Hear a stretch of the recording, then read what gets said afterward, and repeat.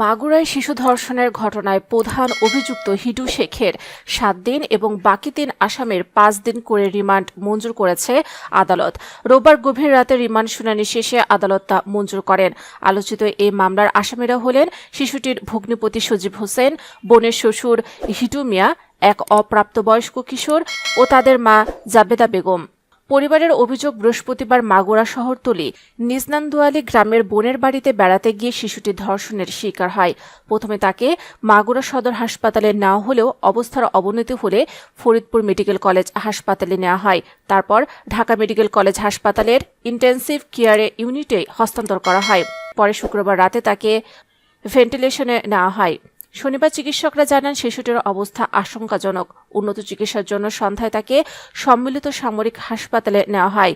রোববার সকালে স্বরাষ্ট্র উপদেষ্টা জাহাঙ্গীর আলম চৌধুরী হাসপাতালে গিয়ে তার চিকিৎসার সর্বোচ্চ ব্যবস্থা নিতে নির্দেশ দেন। এ ঘটনায় এলাকা জুড়ে তীব্র ক্ষোভ বিরাজ করছে। শিশুটির পরিবার দ্রুত বিচার ও দৃষ্টান্তমূলক শাস্তির দাবি জানিয়েছে।